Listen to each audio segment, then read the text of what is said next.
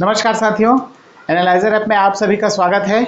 आज हम रसायन विज्ञान से संबंधित महत्वपूर्ण प्रश्न करेंगे, जो कि एक विज्ञान का बहुत ही महत्वपूर्ण भाग है। रसायन विज्ञान अर्थात क्या होता है? रसायन क्या होता है? अगर संधि विच्छेद करेंगे तो रस धन आयन, इससे मिलकर बना हुआ है रसायन विज्ञान। रस का अर्थ होता है क्या? द्रव अथवा पदार्थ, और आयन का मतलब होता है उसके कण या जो उसके जिससे मिलकर वो बना हुआ है। और रसायन विज्ञान में किसका अध्ययन किया जाता है? इन्हीं द्रवों और पदार्थों के गुणों, संगठन और संरचनाओं की जो विभिन्न प्रक्रियाएं हैं जिनसे वो प्रतिक्रिया करती हैं, कैसे रासायनिक क्रियाएं होती है, उन सभी का जो अध्ययन है वो रसायन विज्ञान के अंतर्गत किया जाता है। तो इसी सीरीज में हम चलिए शुरू करते हैं। आज का हमारा जो महत्वपूर्ण टॉपिक है रसायन विज्ञान के अंतर्गत, पहला टॉपिक है आपका परमाणु संरचना। क्या होता है परमाणु संरचना? परमाणु जिन जिन कणों से मिलकर बना होता है उन्हीं का ही अध्ययन जो क्या कहलाता है? आपका परमाणु संरचना कहलाता है। तो चलिए देखते हैं, समय नष्ट नहीं करेंगे।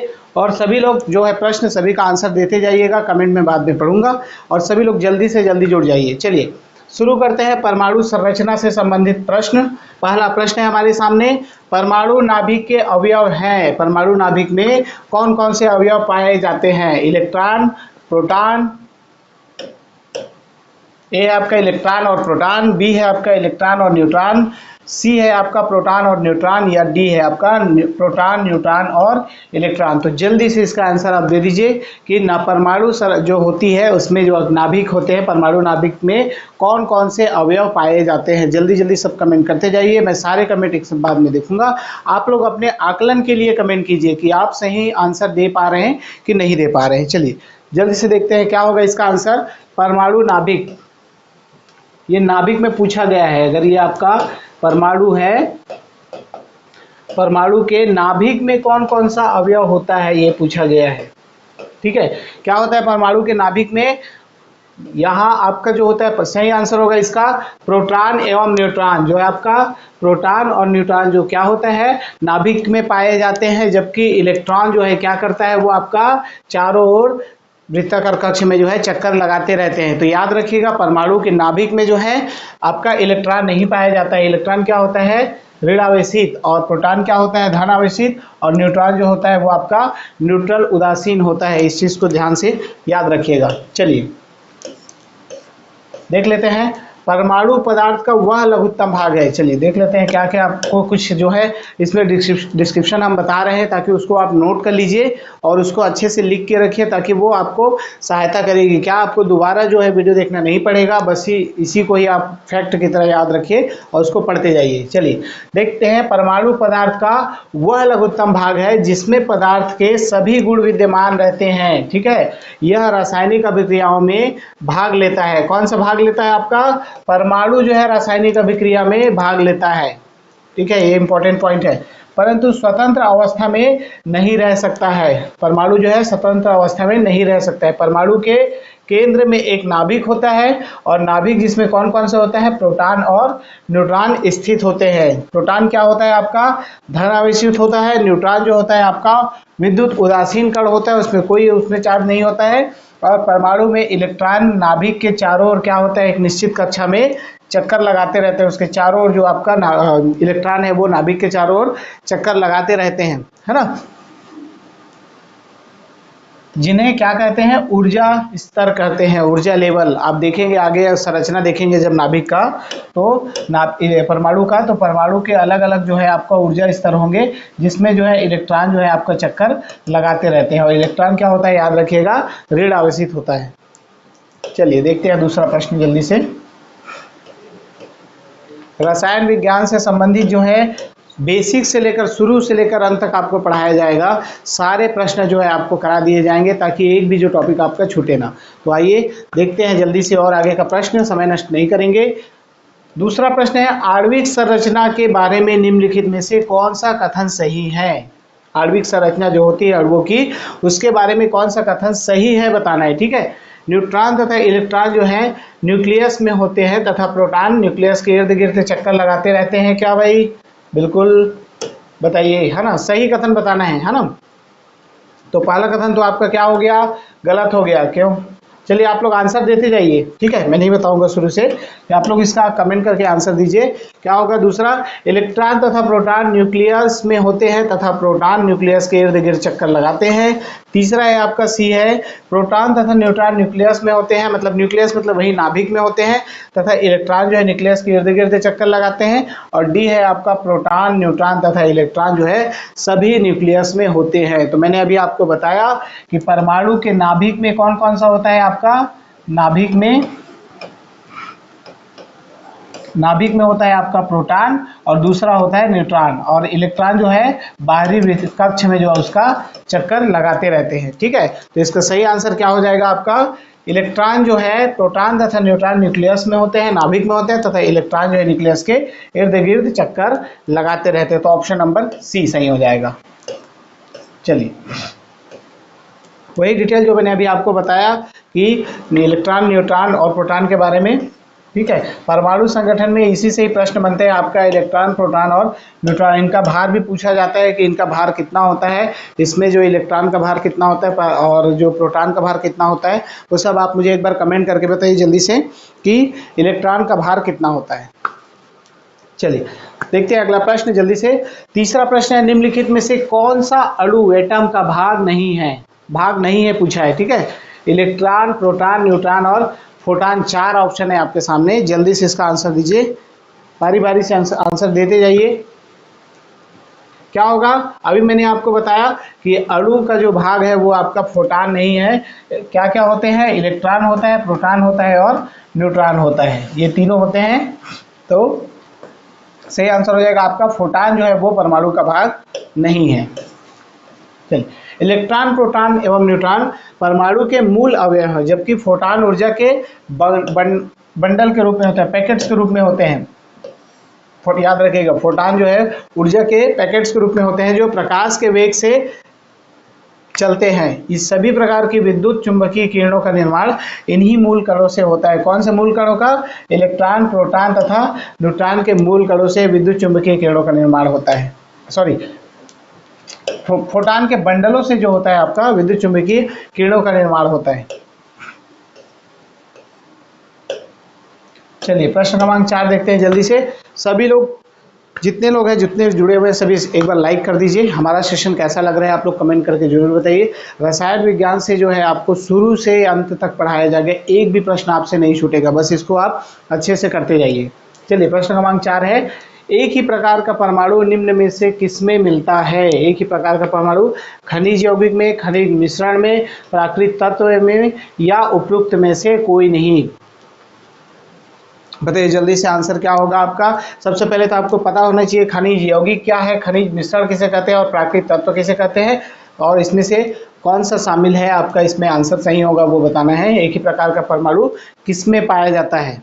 चलिए जल्दी से आंसर दे दीजिए, मैं बता देता हूँ। प्राकृतिक तत्व जो होता है आपका, आपने पढ़ा होगा तत्व एवं यौगिक, तो प्राकृतिक तत्व में जो होता है आपका एक ही प्रकार के परमाणु जो है पाया जाता है। ठीक है, सभी अच्छे से नोट कर लीजिए, जितने मैं बता रहा हूँ वो इम्पोर्टेंट है भाई। चलिए अगला प्रश्न देखते हैं जल्दी से। परमाणुवीय नाभिक किसने खोजा था। परमाणु के नाभिक की खोज किसने की थी, बहुत ही इंपॉर्टेंट, नोट कर लीजिए। तो सभी को पता होगा, नहीं पता है तो अच्छे से याद रखिए इसको नोट करके। पर रदरफोर्ड ने, डाल्टन ने, आइंस्टीन ने या थॉमसन ने परमाणु नाभिक की खोज की थी। क्या होगा जल्दी से बताइए। समय बिल्कुल कम लीजिए, समय कम लीजिए, जल्दी जल्दी आंसर देते जाइए। रदरफोर्ड जो है परमाणु के नाभिक की खोज की थी, याद रखिएगा। रदरफोर्ड ने परमाणु के नाभिक की खोज की थी। इनका पूरा नाम है अर्नस्ट रदरफोर्ड। इन्होंने कब खोजा था, 1911 में जो है परमाणु के नाभिक की खोज की थी। चलिए प्रश्न क्रमांक 6 है आपका, एटम में न्यूट्रॉनों की खोज किसने की थी। आपका परमाणु के नाभिक की खोज मैंने बता दिया। अगला है आपका परमाणु में, एटम में न्यूट्रॉन की खोज जे थॉमसन, चैडविक, रदरफोर्ड या न्यूटन ने की थी। सभी जो खोज करता है, इलेक्ट्रॉन, प्रोटॉन जितने भी हैं, उसकी खोजकर्ताओं के नाम आपको अच्छे से याद होना चाहिए।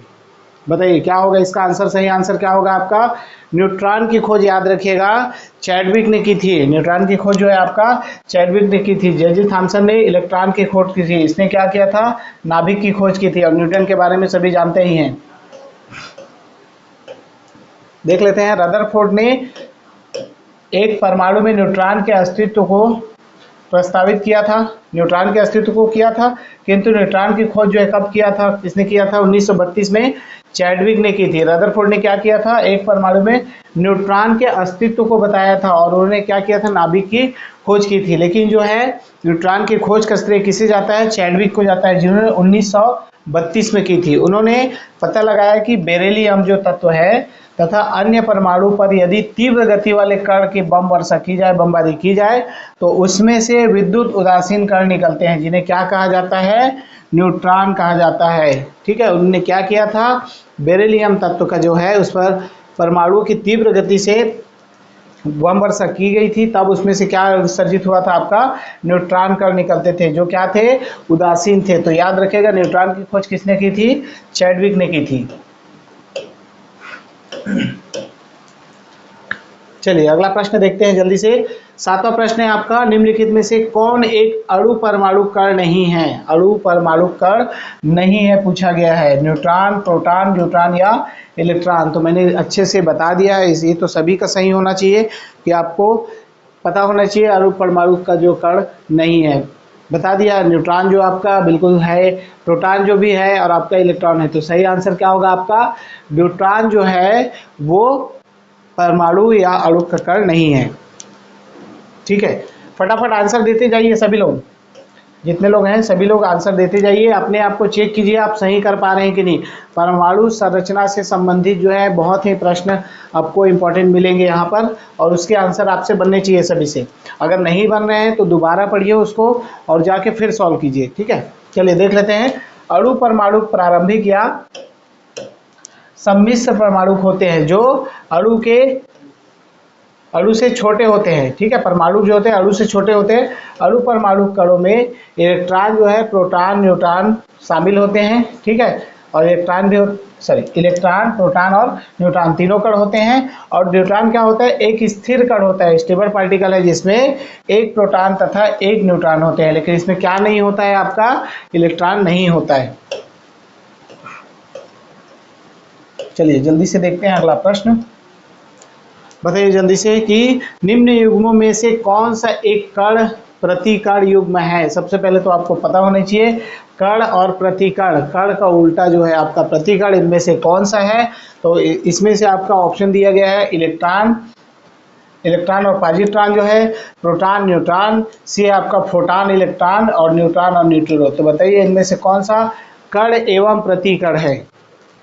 फटाफट आंसर आना चाहिए सभी का कि आपको कण और प्रतिकण के बारे में बिल्कुल पता होना चाहिए, कौन सा है और कौन सा नहीं है। तो चलिए मैं जल्दी से बता देता हूँ कि इसमें से इलेक्ट्रॉन जो है, इलेक्ट्रॉन और पॉजिट्रॉन जो है आपका कण प्रतिकण होता है। इलेक्ट्रॉन तो मैंने पढ़ा दिया, आपको पॉजिट्रॉन के बारे में बताता हूँ। अधिकतर कणों के अनुरूप उनसे संबद्ध एक प्रतिकण होता है। ठीक है, उसमें जो है प्रतिकण होता है प्रत्येक कण में, जिसका क्या होता है? द्रव्यमान उस कण के द्रव्यमान के बराबर होता है, जबकि विद्युत आवेश जो है उस कण के विपरीत होता है। अगर इलेक्ट्रॉन में जो आपका ऋण आवेश होता है तो पॉजिट्रॉन में क्या होगा?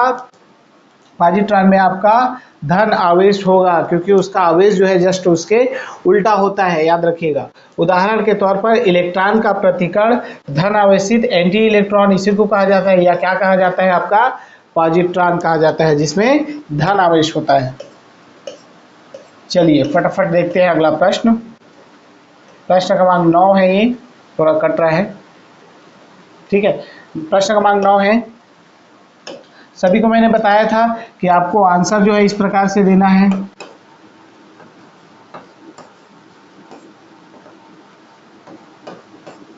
ठीक है, क्वेश्चन नंबर लिखिए, उसके बगल में ऑप्शन लिखिए, सभी के करके कमेंट करते जाइए। चलिए, ये प्रश्न क्रमांक 9 है। ठीक है, 9 है। सूची 1 को सूची 2 से सुमिलित कीजिए और सूचियों के नीचे जो है दिए गए कूटों का उपयोग कर सही उत्तर चुनिए। सूची 1 दिया गया विशिष्टता और उसका दूसरा दिया गया है कण कौन सा होता है, उसकी विशेषता आपको बता रहे हैं कि कौन से कण की क्या विशेषताएं होती हैं।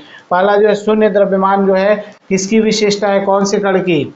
बी है आपका आंशिक आवेश, किसका है? आंशिक प्रचक्रण किसका है? और पूर्णांक प्रचक्रण क्या होता है? प्रचक्रण मैं बता देता हूं कि चक्रण जो है, क्रिया जो पूरी होती है, एक चक्र करने की क्रिया जो होती है वो प्रचक्रण होता है। लेकिन आपका आंशिक प्रचक्रण मतलब उसका होता है एक आधा जो चक्र पूर्ण करे वो आंशिक चक्रण होगा। तो इसमें से कौन कौन सा जो आपका सुमेलित है बताना है। चलिए ऑप्शन ए है आपका, ऑप्शन तो दिख रहा होगा आप सभी को, आंसर दीजिए इसका। ठीक है सभी लोग, आप एक बार देख लीजिए, आंसर दीजिए इसको, और अच्छे से क्या है सही से बनना चाहिए। आप कोशिश कीजिए आपसे सही बनना चाहिए। नहीं बन रहा है फिर मैं तो हूँ, सभी बता रहा हूँ, लेकिन फिर भी अगर आपको जितने भी प्रश्न कराए जा रहे हैं उसको अच्छे से कर लीजिए।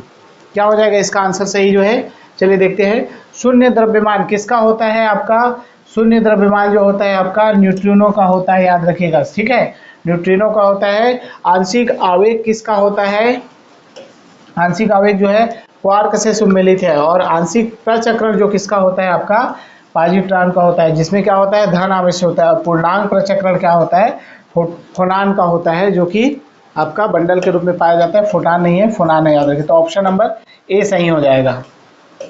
चलिए देख लेते हैं एक एक करके क्या है, सभी को नोट कर लीजिए अच्छे से कि कौन कौन सा जो आपके लिए इंपॉर्टेंट है। उसको जितना भी मैं बता रहा हूँ वो सारे इंपॉर्टेंट है, ठीक है, तो उसको अच्छे से लिख के रखिए।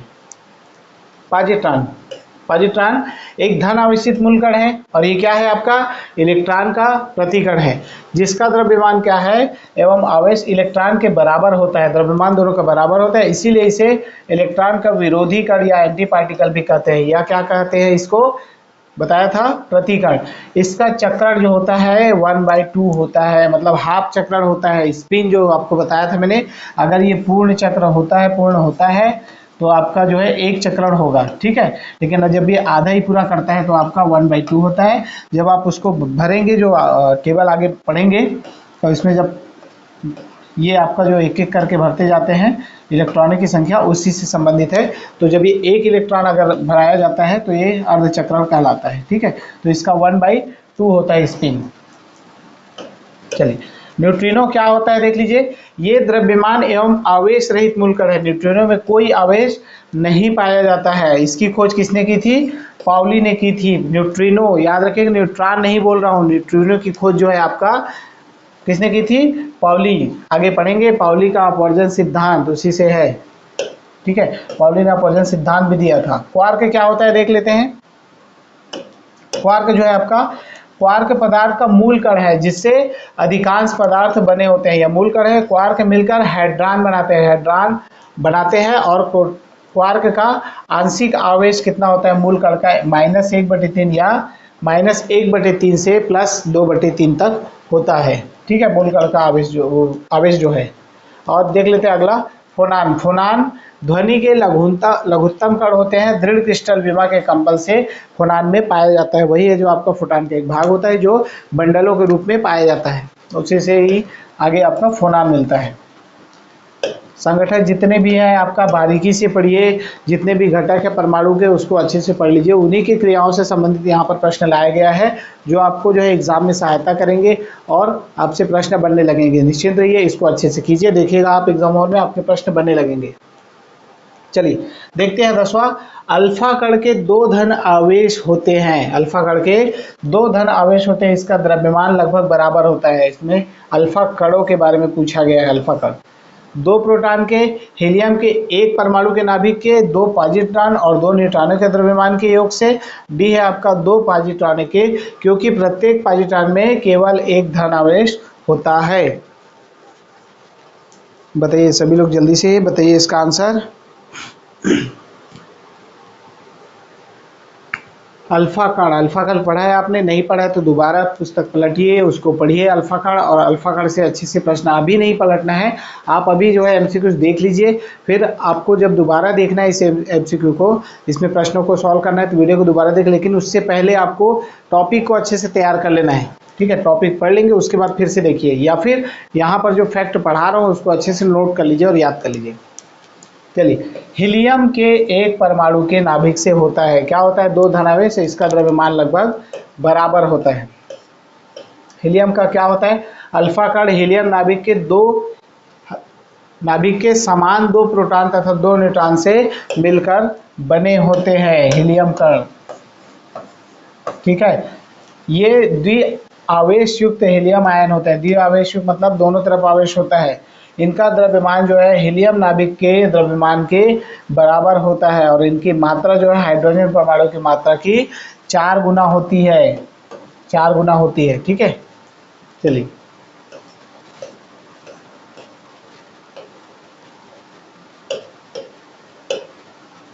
बताइए जल्दी से इसका आंसर। हीलियम के नाभिक में क्या होता है? हीलियम जिसका परमाणु क्रमांक कितना है? 2 है। ठीक है, परमाणु भार 4 से लिखते हैं उसको, सब पढ़ा होगा आपने, इसको नहीं पढ़े हैं तो पढ़ लीजिए अच्छे से। ठीक है, तो हीलियम के नाभिक में क्या होता है? केवल एक प्रोटॉन, दो प्रोटॉन, दो प्रोटॉन एवं 2 न्यूट्रॉन, एक प्रोटॉन तथा एवं 2 न्यूट्रॉन होते हैं। इसको अगर आप जानते होंगे तो एक बार में आपसे आंसर बन जाएगा। चलिए जल्दी से आंसर दीजिए इसका, जल्दी जल्दी आंसर देते जाइए, पढ़े हैं सभी इसको। ठीक है, तो क्या होगा इसमें? हीलियम के नाभिक में क्या होता है आपका? 2 प्रोटॉन और 2 न्यूट्रॉन होता है। यहाँ पर जो मैंने 4 लिखा है ये उसी का ही सिंबल है। परमाणु द्रव्यमान जो होता है आपका, द्रव्यमान जो होता है उसका प्रोटॉन और न्यूट्रॉनों की संख्या का योग होता है। इसीलिए आपका 2 प्रोटॉन और 2 न्यूट्रॉन होता है, इसलिए उसका परमाणु भार कितना हो जाता है आपका? हीलियम का 4 हो जाता है। चलिए देख लेते हैं। अल्फा कण हीलियम नाभिक के 2 समान प्रोटॉन तथा 2 न्यूट्रॉन से मिलकर बने होते हैं। ये सारी चीज़ मैंने पहले ही बता दिया है। 2 द्विआवेशित हीलियम आयन होते हैं, इनका द्रव्यमान हीलियम नाभिक के द्रव्यमान के बराबर होता है, परंतु इनकी मात्रा क्या होता है? हाइड्रोजन परमाणु की 4 गुना होती है। उस प्रश्न का आंसर वही होगा कि उसका परमाणु जो द्रव्यमान होता है किसी भी तत्व का, उसमें प्रोटॉनों और न्यूट्रॉनों की संख्या ही होती है। ठीक है, मास उसका। चलिए देख लेते हैं अगला प्रश्न जल्दी से। 12वां प्रश्न है आपके सामने, कमेंट करते जाइए। सभी प्रश्न उत्तर के साथ किया कीजिए, प्रश्न क्रमांक के साथ जो है आपका ऑप्शन होना चाहिए, प्रश्न के साथ किया कीजिए। जैसे 12 का मैं कर रहा हूँ तो इसका ऐसे जुड़िए। एक बार वीडियो के जितने लोग जुड़े हैं सभी लाइक कर दीजिए। आपको सेशन कैसे लग रहे हैं कमेंट करके जरूर बताइए। ठीक है, चलिए देखते हैं निम्नलिखित में से किसमें ऋणात्मक आवेश होता है। बहुत सरल प्रश्न है, लेकिन यहाँ पर इलेक्ट्रॉन नहीं दिया गया है इसलिए सरल नहीं है। ए किरण, अल्फा किरण, बीटा किरण या गामा किरण। ऋण आवेश, ऋणात्मक आवेश किसमें होता है? बताना है जल्दी से कि ऋणात्मक आवेश ए किरणों में होता है, अल्फा कण में होता है, बीटा कण में होता है या गामा कण में होता है। जल्दी से बताइए इसका आंसर। देखिए मैं समय नहीं दे रहा हूँ क्योंकि आप लोग कमेंट करते जाइए, लाइन से कमेंट देख लेंगे, है ना। वो तो आपके लिए खुद का है कि आप सही दे पा रहे हैं नहीं। और कुछ लोग होते हैं जो बन रहा है फिर भी कमेंट नहीं कर रहे हैं, हाँ? तो जितने जुड़े वो तो कंटिन्यू कमेंट कीजिए। क्या होगा इसका आंसर जल्दी से बताइए। बीटा कण, बीटा कण जो है आपका ऋणात्मक आवेश होता है उसमें। बाकी सब गामा जो है प्लस होता है आपका, अल्फा भी प्लस होता है, एक्स में भी प्लस में होती है। ऋणात्मक आवेश जो होता है आपका बीटा कण में होता है। अल्फा किरण अल्फा कणों से बनी होती है जो धन आवेशित हीलियम नाभिक के होते हैं। बीटा कण ऋण आवेशित होती है, इलेक्ट्रॉन, ठीक है, ऋण आवेशित इलेक्ट्रॉन होती है। गामा किरणों क्या होता है? अनावेशित होती है, उसमें कोई आवेश नहीं होता है। गामा विद्युत चुंबकीय तरंगे होती हैं, तरंग होती है, याद रखना है। चलिए जल्दी से देख लेते हैं, जल्दी जल्दी आंसर दिया कीजिए। मैं टाइम नहीं दे रहा हूँ इसका मतलब ये नहीं कि आप लोग आंसर नहीं देंगे, ठीक है। आंसर दिया कीजिए क्योंकि उससे आपको अपने जो बना पा रहे हैं कि नहीं बना पा रहे हैं वो तो पता चलेगा ना भाई। चलिए, परमाणु में कक्षों को भरने का क्रम नियंत्रित होता है। परमाणु में जो कक्ष है उनका नियंत्रित किससे होता है? आपबाउ का सिद्धांत से, हाइजेनबर्ग के अनिश्चितता के सिद्धांत से, होर्न के नियम से या पाउली के अपवर्जन सिद्धांत से। जल्दी से आंसर दीजिए। सिद्धांत सभी आपने क्या पढ़ा है? कमेंट कीजिए, पढ़ा है क्या आपने सारे सिद्धांत? नहीं पढ़ा है तो इसको पढ़ लीजिए। आपबाउ का सिद्धांत क्या है? क्यों? क्योंकि परमाणु के कक्षों को भरने का क्रम किससे नियंत्रित होता है? आपका आपबाउ सिद्धांत। आपबाउ ने जो सिद्धांत दिया था उसी से ही उसके क्रम भरे जाते हैं और कौन से कक्ष में कितने इलेक्ट्रॉन आएंगे वो सब इसी से डिसाइड होता है, और जो सिद्धांत दिया गया था आपबाउ द्वारा, ठीक है। आपबाउ एक कौन है? जर्मन शब्द है जिसका अर्थ होता है निर्माण, और यह निर्माण जो है तत्वों के इलेक्ट्रॉनिक विन्यास लिखने की एक आसान विधि प्रदान करती है। इसके अनुसार इलेक्ट्रॉन सर्वप्रथम किस में जाते हैं? निम्न ऊर्जा स्तर में जाता है, और जब यह ऊर्जा स्तर पूर्णतः भर जाता है तब इलेक्ट्रॉन जो है उच्च स्तर में होते हैं। वहाँ पर आप एसपीडीएफ करके आप पढ़ेंगे उसके कक्षों का, तो उसमें देखेंगे कि पहले निम्न स्तर में ऊर्जा भरा जाएगा इलेक्ट्रॉन, उसके बाद उच्च स्तर पे भरा जाएगा, ऐसे एक एक करके। ठीक है, जब ऊर्जा स्तर पूर्णतः भर जाता है तब इलेक्ट्रॉन इस ऊर्जा स्तर से उच्च ऊर्जा स्तर में जाते हैं। उससे इलेक्ट्रॉन जो है इस ऊर्जा स्तर से उच्च स्तर में, पहले निम्न स्तर को भरेंगे, निम्न स्तर जब भर जाता है तो उसके बाद ऊपर के स्तर में जाते हैं। इस प्रकार यह क्रम चलता रहता है। और आप का सिद्धांत पाउली के अपवर्जन नियम और हुंड के मैक्सिमम मल्टीप्लिसिटी नियम तथा कक्षों के तुलनात्मक ऊर्जाओं पर आधारित है। ठीक है, आप का सिद्धांत जो है आपका इसके इलेक्ट्रॉन परमाणु को भरने की, यहाँ पर परमाणु के कक्षों में भरने में, कक्षों को भरने का क्रम नियंत्रित करता है आप का। बाकी जो है आपका तुलनात्मक ऊर्जाओं पर आधारित है। चलिए देख लेते हैं, रासायनिक तत्व के अणु के संदर्भ में अचुंबकीय क्वांटम संख्या का संबंध किससे है? संबंध है अभिविन्यास से, आकृति से, अमाप से या चक्रण से। रासायनिक तत्व के अणु के संदर्भ में चुंबकीय क्वांटम संख्या, चुंबकीय क्वांटम संख्या स्पिन से संबंधित होता है। ठीक है, क्या होगा फिर इसका आंसर क्या होगा? चलिए बताइए। चुंबकीय क्वांटम संख्या का संबंध पूछा गया है, याद रखिएगा। ठीक है, तो रासायनिक तत्व का अणु के संदर्भ में अगर आपको पूछा जाए कि चुंबकीय क्वांटम संख्या का संबंध किससे होता है, तो उसके संरचना या विन्यास से होता है। अभिविन्यास जो होता है उससे संबंधित होता है। चक्रण जो है उसका भरने की क्रिया होती है, जो आपका उसमें आगे देखेंगे वो कैसे संबंधित है। रासायनिक तत्व के अणु के संदर्भ में चुंबकीय क्वांटम संख्या m का संबंध इलेक्ट्रॉन कक्ष की अभिविन्यास से होती है। ठीक है, प्रिंसिपल क्वांटम संख्या जो n होती है कक्ष के आकार और ऊर्जा को एजीमुथल क्वांटम संख्या, जिसे I से दर्शाते हैं, कक्ष के त्रिमीय आकृति को, तथा स्पिन क्वांटम संख्या s कक्ष में इलेक्ट्रॉन के चक्रण को बताती है। स्पिन क्वांटम संख्या जो है वो आपका चक्रण को बताती है। ठीक है, यहाँ पर पूछा गया था चुंबकीय क्वांटम संख्या m के बारे में, इसीलिए वो क्या होगा, m जो है उसके अभिविन्यास से संबंधित है। क्या आपको ये शब्द नए थोड़ी लग रहे हैं भाई? क्या होता है कभी कभी क्लास को ज़्यादा से ज़्यादा प्रश्न करना है तो फास्ट लगता है, लेकिन आप लोग अच्छे से पढ़िए, टॉपिक दोबारा तैयार कर लीजिए, फिर सॉल्व कीजिए। लेकिन अभी जितने लोग जुड़े हुए हैं वो कम से कम आंसर देते जाइए। कमेंट करके ज़रूर बताइए कि कैसा लगता है क्लास। ठीक है, चलिए 15वां प्रश्न है, जिस तत्व के परमाणु में 2 प्रोटॉन, 2 न्यूट्रॉन और 2 इलेक्ट्रॉन हो, उस तत्व की द्रव्यमान संख्या कितनी होती है? 2 प्रोटॉन है, 2 न्यूट्रॉन है और 2 इलेक्ट्रॉन है। तो मैंने आपको बताया है थोड़ा देर पहले कि क्या होता है परमाणु द्रव्यमान, वही पूछ लेगा। परमाणु संख्या यहाँ पर है, परमाणु संख्या क्या होगी बताइए जल्दी से आंसर इसका क्या होगा? परमाणु संख्या, सॉरी द्रव्यमान संख्या, वही है परमाणु द्रव्यमान। द्रव्यमान संख्या कितनी होगी ये बताना है आपको। तो याद रखिएगा, मैंने अभी थोड़ा देर पहले बताया कि द्रव्यमान संख्या जो है आपका, द्रव्यमान जो है किससे संबंधित है? प्रोटॉन और न्यूट्रॉन की संख्या से। तो प्रोटॉन की संख्या कितनी दी है यहाँ पर? 2 प्रोटॉन है आपका, ठीक है, और 2 न्यूट्रॉन है। तो कितना हो जाएगा द्रव्यमान संख्या आपका?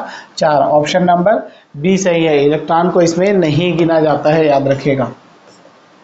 किसी तत्व की द्रव्यमान संख्या या परमाणु भार उसे ही कहते हैं। ठीक है, उसके नाभिक में उपस्थित प्रोटॉनों एवं न्यूट्रॉनों की संख्या के योग के बराबर होती है। कंफ्यूज नहीं होना है बिल्कुल। ठीक है, द्रव्यमान संख्या बराबर क्या होता है? प्रोटॉन धन न्यूट्रॉन। 2 न्यूट्रॉन है, 2 प्रोटॉन है, तो परमाणु संख्या कितनी हो जाएगी आपकी? 4 हो जाएगी। ठीक है, फास्ट नहीं हो रहा है, चिंता मत कीजिए, आप लोग दोबारा सॉल्व कीजिए इस टॉपिक को अच्छे से तैयार करके, नहीं बन पा रहे तो कंटिन्यू कमेंट करते जाइए। ठीक है, एक तत्व में इलेक्ट्रॉनों तथा न्यूट्रॉनों की संख्या क्रमशः 18 तथा 20 है। इस तत्व की द्रव्यमान संख्या कितनी है? इलेक्ट्रॉन दिया गया है आपका और न्यूट्रॉन की संख्या दिया गया है, तो इसमें द्रव्यमान संख्या पूछ लिया गया है कि द्रव्यमान संख्या आपका कितनी होगी।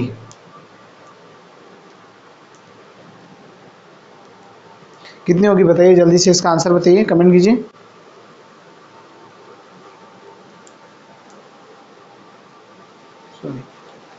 देखिए ये इलेक्ट्रॉन नहीं है, ये है आपका न्यूट्रॉन है। ठीक है। प्रश्न में एक तत्व में न्यूट्रॉन प्रोटॉन है,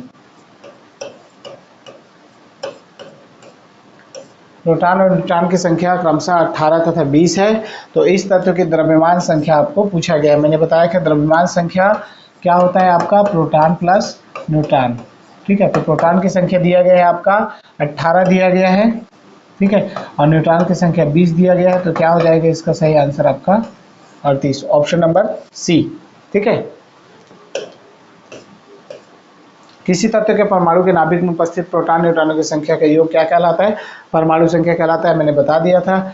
अब देखिए उल्लेखनीय है कि परमाणुओं में इलेक्ट्रॉन की संख्या प्रोटॉन की संख्या के अच्छा वो इलेक्ट्रॉन ही है यहाँ पर देखिए डिटेल में। वैसे आपको मैंने बता दिया था कि प्रोटॉन और न्यूट्रॉन के जो योग होता है उससे क्या उसमें परमाणु द्रव्यमान होता है। और एक बात ये नोट कर लीजिए, इलेक्ट्रॉनों की संख्या क्या होती है आपका, प्रोटॉनों की संख्या के बराबर होती है। ठीक है, प्रोटॉन की जितनी संख्या होगी उतनी संख्या क्या होगी आपका, प्रोटॉन की जितनी संख्या होगी उतनी ही क्या होगी, संख्या में दोनों बराबर होंगे। तो यहाँ पर इलेक्ट्रॉन की संख्या दिया गया था कितना आपका 18 और न्यूट्रॉन की संख्या दिया गया था 20। तो ये दोनों हो जाएंगे जोड़ के। तो इसमें अगर पूछ लिया जाए कि यहाँ पर प्रोटॉन की संख्या कितनी होगी, तो इलेक्ट्रॉन की संख्या बराबर क्या होता है आपका, प्रोटॉन की संख्या। तो ये हो गया 18 और 20 और 18 करके दोनों मिलकर क्या हो रहे हैं, 38 हो रहे हैं, जिसके कारण परमाणु विद्युत उदासीन होते हैं। प्रश्नानुसार जो है परमाणु संख्या बराबर द्रव्यमान संख्या बराबर क्या होगा, प्रोटॉन की संख्या प्लस न्यूट्रॉन की संख्या। इसलिए आंसर हो गया आपका 38। चलिए प्रश्न क्रमांक 17 देख लेते हैं जल्दी से। कैसा लग रहा है जरूर बताइए क्लास। परमाणु जिनमें प्रोटॉनों की संख्या समान परंतु न्यूट्रॉनों की संख्या भिन्न भिन्न रहती है क्या कहलाती है। अभी तक देखिए हम लोगों ने कि आपको परमाणु में संरचनाएं कौन कौन सी होती है, कितना कितना परमाणु द्रव्यमान जो है आपका, द्रव्यमान संख्या क्या होता है, परमाणु भार, वो सब देख लिया। अब इसमें पूछा है कि आपका आइसोटॉपिक, असमावयी, समन्यूट्रॉनिक या समस्थानिक होता है। देखिए क्या होता है समस्थानिक और समन्यूट्रॉनिक में आपको बता दिया जाएगा अंतर। चलिए इसका आंसर दीजिए क्या है, प्रोटॉनों की संख्या समान है परंतु न्यूट्रॉनों की संख्या क्या है आपका, भिन्न भिन्न है। तो क्या कहलाता है वो आपका, समस्थानिक कहलाता है। नोट कर लीजिए अच्छे से, जिसमें प्रोटॉन की संख्या क्या है आपका बराबर होती है और न्यूट्रॉन की संख्या क्या होती है, भिन्न भिन्न होती है ना। तो वहां पर क्या होता है आपका, समस्थानिक होता है, ऑप्शन नंबर डी। इसको अच्छे से नोट कर लीजिए, अभी जो बता रहा हूँ काम किया बड़ी अच्छी। ठीक है, काम किए। एक ही तत्व के परमाणु है जिनकी परमाणु संख्याएं क्या है, समान है, किंतु आपका द्रव्यमान संख्याएं भिन्न भिन्न होती हैं, क्या कहलाती हैं, समस्थानिक कहलाती हैं।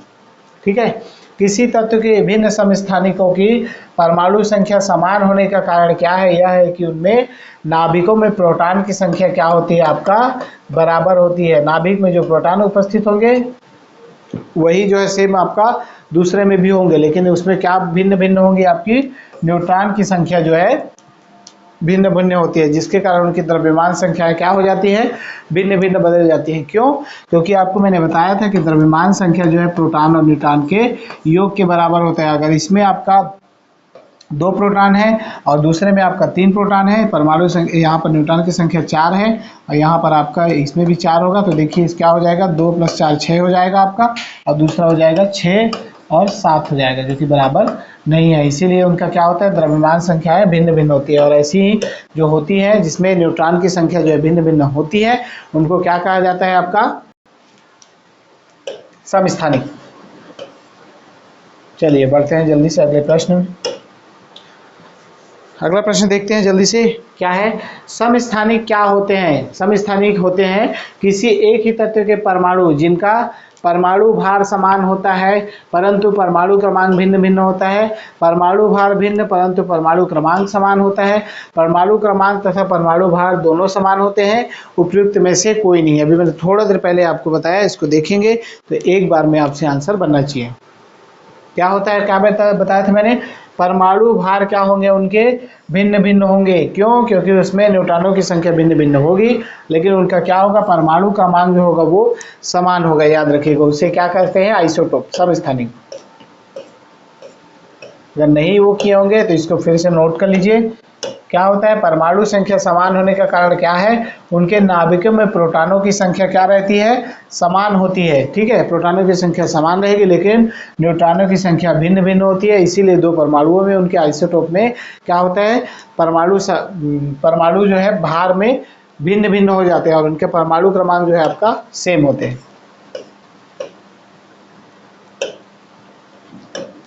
चलिए जल्दी से देखते हैं, सभी कमेंट करते जाइए।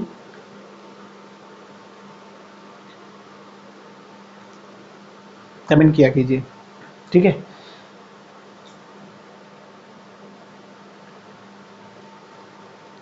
सभी टॉपिक कवर हो जाएगा, है ना। पूरा आपका एग्जाम में जितने भी प्रश्न पूछे जाएंगे उसी से ही इस संबंधित रहेगा, उसके सारे जो इससे बाहर कुछ नहीं जाएगा, ये मान के चलिए। और ऐसा नहीं है कि पढ़ते हैं तो कुछ भी पढ़ रहे हैं तो अच्छे से पढ़िए इसको, जितना टॉपिक कराया जा रहा है उसको लिख के रखिए, बिना लिखे आपको याद नहीं होगा। किसी परमाणु नाभिक का आइसोटोप वह नाभिक है, क्या है, जिसमें आइसोटोप पूछा गया है, न्यूट्रॉनों की संख्या वही होती है परंतु प्रोटॉनों की संख्या क्या होती है, भिन्न भिन्न होती है। प्रोटॉनों की संख्या वही होती है परंतु न्यूट्रॉनों की संख्या भिन्न भिन्न होती है। प्रोटॉन और न्यूट्रॉनों की संख्या वही होती है परंतु इलेक्ट्रॉनों की संख्या भिन्न होती है। प्रोटॉन और न्यूट्रॉनों की संख्या भिन्न भिन्न दोनों की होती है। तो क्या होगा इसका सही आंसर, अभी थोड़ा देर पहले मैंने बताया कि आपका जो है प्रोटॉनों की संख्या सेम रहती है लेकिन न्यूट्रॉनों की संख्या क्या हो जाती है, भिन्न भिन्न होती है। आइसोटोप जो है बहुत ही इंपॉर्टेंट टॉपिक है, इससे प्रश्न बन सकते हैं, तो इसको याद रखिएगा। वही है जो मैंने अभी आपको थोड़ा देर पहले बताया। चलिए देख लेते हैं अगला प्रश्न। ये आपका कुछ फॉन्ट उसकी वजह से होगा, ऐसे होगा C610, ठीक है, ऐसे लिखा रहता है। चलो कार्बन का 612 ऐसे लिख रहे हैं, आपका C714 और आपका O816, ये है आपका, ठीक है, इस फॉर्म में है लेकिन वहाँ पर कुछ फॉर्म की वजह से हो गया है। तो क्या होता है, पूछा गया है निम्न में सम न्यूट्रॉनिक क्या होता है। आप सम न्यूट्रॉनिक किसे कहते हैं, ठीक है, सबसे इंपॉर्टेंट तो यही कि सम न्यूट्रॉनिक किसे कहते हैं, उसके बाद आप बता पाएंगे कि इनमें से कौन सा सम न्यूट्रॉनिक है। तो क्या होता है आपका सम न्यूट्रॉनिक, जो होता है आपका परमाणु भार से अगर परमाणु संख्या को घटा दिया जाए और उनकी संख्या बराबर आए तो आपको उसको कहा जाएगा सम न्यूट्रॉनिक। जैसे इसका दिया गया परमाणु भार जो है 12 में से 6 घटाएंगे तो कितना आएगा, 12 में से 6 घटाएंगे तो 6 आएगा, 14 में से 7 घटाएंगे तो क्या आएगा आपका 7, और 16 में से 8 घटाएंगे तो 8 आएगा, सॉरी 8। तो ये आपका संख्या, ये जो दिया 6, 7, 8 आ रहा है, तो ये संख्या अगर बराबर आती है तो वो आपका सम न्यूट्रॉनिक होते हैं। तो इसमें से देख लेते हैं कौन सा है सम न्यूट्रॉनिक, कौन है सम न्यूट्रॉनिक, देखिए सम न्यूट्रॉनिक ऑप्शन आपका कमेंट कीजिए। ऑप्शन नंबर है आपका डी, देखिए डी, 14 में से अगर 6 घटाते हैं तो कितना बचेगा 8, ठीक है।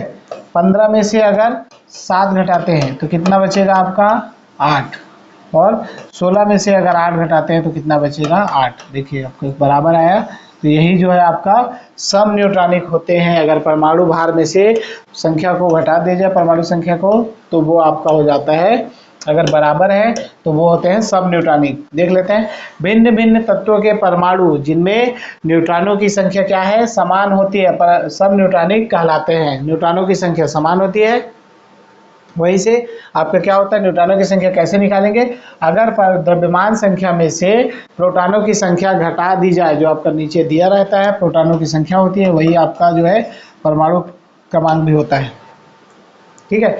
द्रव्यमान संख्या प्रोटॉनों माइनस प्रोटॉन की संख्या, तो देखिए इसमें न्यूट्रॉन कितने होंगे, इसमें घटा दिए, बता दिया था मैंने, क्या आ रहा है सबका 8 आ रहा है, तो इसीलिए 8 जो आ रहा है सभी की संख्या समान है, क्योंकि CN और O16 तीनों के न्यूट्रॉनों की संख्या क्या है 8 है, इसलिए तीनों क्या होंगे आपका सब न्यूट्रॉनिक हो जाएंगे। ऐसे तत्व जिनमें न्यूट्रॉनों की संख्या बराबर हो वे भिन्न भिन्न तत्व क्या हो जाएंगे आपका सब न्यूट्रॉनिक कहलाएंगे। बहुत ही इंपॉर्टेंट प्रश्न, इस प्रश्न में बहुत से लोग कंफ्यूज होते हैं कि रेडियो एक्टिविटी मापी जाती है किसमें, हाइड्रोमीटर में, गाइगर काउंटर में या सिस्मोमीटर में। सॉरी अगला प्रश्न और देखेंगे, रेडियो एक्टिविटी किससे मापी जाती है, बहुत इंपॉर्टेंट है ये भी। रेडियो एक्टिविटी से जो है आपको जरूर जो है प्रश्न, एक ना एक प्रश्न बिल्कुल मिलेगा। रेडियो एक्टिविटी किसमें मापी जाती है, जल्दी से आंसर दीजिए। हाइग्रोमीटर में, गाइगर काउंटर में, आपका सिस्मोमीटर में या फिर अमीटर में रेडियो एक्टिविटी जो है किससे मापी जाती है। चलिए बताता हूँ क्या होगा। रेडियो एक्टिव पदार्थ के जो है आपका रेडियो एक्टिविटी कैसे मापी जाती है, गाइगर काउंटर से मापी जाती है। गाइगर काउंटर क्या होता है, गाइगर काउंटर को गाइगर मूलर काउंटर के नाम से भी जाना जाता है। अगर गाइगर काउंटर नहीं मिलता है तो गाइगर मूलर काउंटर भी कहा जा सकता है। यह एक प्रकार का क्या है, कण संसूचक है, जिसका प्रयोग आयनित विकिरणों को मापने में किया जाता है। इस उपकरण के द्वारा क्या है, नाभिकीय विकिरण के उत्सर्जनों का पता लगाया जाता है। और आपका जो देखेंगे रेडियो एक्टिव पदार्थ में, रेडियोधर्मी पदार्थ में विकिरण उत्सर्जित होते रहते हैं और उसी विकिरण उत्सर्जन का पता लगाया किससे लगाया जाता है, गाइगर काउंटर से लगाया जाता है। चलिए याद रखिएगा इसको, ये है आपका इंपॉर्टेंट प्रश्न, ये बहुत इंपॉर्टेंट है क्योंकि इसमें बहुत लोग का आंसर इसमें आपको गलत आ सकता है। कमेंट कीजिए जल्दी से, इसका आंसर देखते हैं क्या आता है, करते जाइए भाई। रेडियो एक्टिविटी का आविष्कार किया था, रेडियो एक्टिविटी का आविष्कार किसने किया था, रदरफोर्ड ने, बैकुरेल ने, बोर ने या मैडम क्यूरी ने, किसने किया था भाई रेडियो एक्टिविटी का आविष्कार। हो सकता है बिल्कुल मैडम क्यूरी नहीं है, याद रखिएगा इसका आंसर। रेडियो एक्टिविटी का आविष्कार जो है मैडम क्यूरी ने नहीं किया था। मैडम क्यूरी ने क्या किया था, आपका रेडियो एक्टिविटी शब्द को दिया था। इसीलिए अगर ऑप्शन में मैडम क्यूरी आपका है और बैकुलर है, बैकुरेल है, तो आपको ऑप्शन आंसर लेना है बैकुरेल। बैकुरेल जो है आपका रेडियो एक्टिविटी का आविष्कार किया था, न कि मैडम क्यूरी ने। मैडम क्यूरी ने रेडियो एक्टिविटी शब्द को दिया था, ठीक है। तो इसका सही आंसर होगा आपका बी। देखिए रेडियो एक्टिविटी की खोज फ्रांसीसी भौतिकी वैज्ञानिक हेनरी बैकरेल ने की थी। कब की थी, 1896 में की थी। हेनरी बैकरेल ने एक बादल भरे दिन में एक दरार खोली, ठीक है, और सहज रेडियोधर्मिता की खोज की। इस खोज से यह साबित हुआ कि यूरेनियम जो है सूर्य जैसे ऊर्जा के बाहरी स्रोत के बिना विकिरण उत्सर्जित करता है, ठीक है। तो किसने की थी, हेनरी बैकरेल ने। आगे क्या है, हेनरी बैकरेल रेडियोधर्मिता के प्रमाण खोजने वाले पहले व्यक्ति थे। साल 1903 में हेनरी बैकरेल को मेरी और पियरे क्यूरी के साथ भौतिकी का नोबेल पुरस्कार से सम्मानित किया गया था। हालांकि मैडम क्यूरी ने इस शब्द, कौन सा, रेडियो एक्टिविटी शब्द को दिया था। इसीलिए आपका रेडियो एक्टिविटी शब्द की खोज जो है आपका हेनरी बैकरेल ने किया था, याद रखिएगा। हेनरी बैकरेल इसका सही आंसर होगा। और आपका मैडम क्यूरी, अगर ऑप्शन दोनों ऑप्शन में है तो आपको आंसर लेना है हेनरी बैकरेल, मैडम क्यूरी नहीं लेना है। अगर नहीं है तो मैडम क्यूरी जो है आंसर आप ले सकते हैं। चलिए, तो रसायन जो परमाणु संरचना से भाग से संबंधित है वो मैंने करा दिए हैं, और भी कुछ इंपॉर्टेंट तो आपको करा दिया जाएगा, ठीक है। जितने लोग जुड़े हैं वो तो एक बार लाइक कर दिया कीजिए सेशन को, ठीक है। चलिए, परमाणु संगठन जो है इससे इंपॉर्टेंट है, और आपको इलेक्ट्रॉन और प्रोटॉन उनके भार से भी संबंधित रहते हैं। उनका भार कितना होता है, आवेश कितना होता है, ये सारी चीज़ें आपको लिख के रखनी है, ठीक है। उसको अच्छे से पढ़ लीजिए, जितने इंपॉर्टेंट मुझे लगा है, जहाँ पर छांट के लाया गया है आपके लिए। तो रसायन विज्ञान से जो परमाणु संरचना है उसका MCQs करा दिया गया, इसको अच्छे से पढ़िए। और जो अगर आपको लग रहा है कि और इसमें ऐड करना है तो बिल्कुल कमेंट करके बताइए, फिर देखेंगे जितने भी इंपॉर्टेंट प्रश्न हैं उसको लाएंगे, ठीक है। तो आज के लिए इतना ही, मिलते हैं अगले वीडियो में, तब तक के लिए नमस्कार, जय हिंद।